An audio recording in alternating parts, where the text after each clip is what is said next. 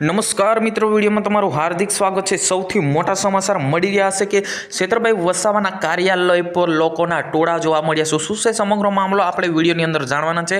Channel પર નવા તો ચેનલને સબસ્ક્રાઇબ કરીને બેલ આઇકન જરૂર દબાવશો, કેમ કે લાગાતાર તમને વિડીયો બતાવી રહ્યો છે।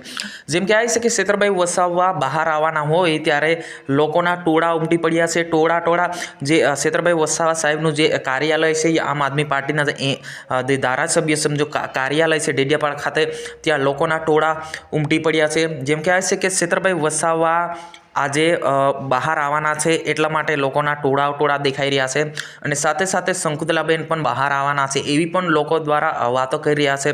પરંતુ મિત્રો, સાચી જાણકારી આપણને એ મળી રહી છે કે 30 તારીખે ફાઇનલ જો એમના જો શંકુતલાબેન તેમજ છેતરભાઈ વસાવા અને એમના જે સાથી મિત્રો હતા, ખેડૂત મિત્રો હતા, એ બધા જ 30 તારીખે બહાર આવવાના હોય ત્યારે કાર્યાલય ખાતે લોકોના ટોળા ઘરે વસાવા, અમે એક વસાવા નહીં, અમારા ઘરે છેતરભાઈ વસાવા છે એવું પણ નારા લગાવી રહ્યા છે। મિત્રો, 30 તારીખે છેતરભાઈ વસાવા ફાઇનલ બહાર આવવાના છે અને સાથે સાથે શંકુતલાબેન પણ બહાર આવવાના છે અને સાથે જે ખેડૂત હતા એ બધાને જામીન અરજી મંજૂર થઈ શકી છે। એક પ્રશ્નો એ ઊભો થાય છે કે છેતરભાઈ વસાવાના જે પત્ની છે શંકુતલાબેનની જો જામીન અરજી આજે મુકાઈ ગઈ છે, યાની કે 30 તારીખે એમની જો જામીન અરજી એ મંજૂર થઈ શકે છે। છેતરભાઈ વસાવાને એમ જોવા જઈએ તો 2 દિવસ પહેલાં જામીન મળી ચૂક્યા છે, પરંતુ એ બહાર નથી આવવા માંગતા।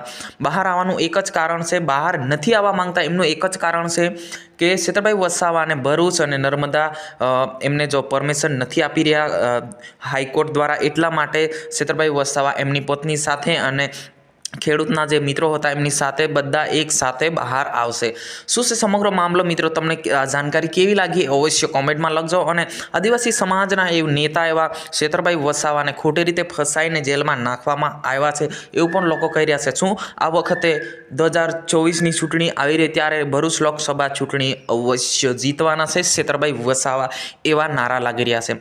શું છે સમગ્ર મામલો મિત્રો કે ભરૂચ લોકસભા ચૂંટણી માટે કોંગ્રેસ પણ લડશે, આમ આદમી પાર્ટી પણ લડશે અને બીજેપી પણ લડશે। એમ જોવા જઈએ તો 3 પક્ષ જોવા મળે છે, કોંગ્રેસની પણ જોવા મળે છે, યાની કે આમ આદમી પાર્ટીનું વધારે મહત્વ છે। જી હા મિત્રો, આ વિડીયોની અંદર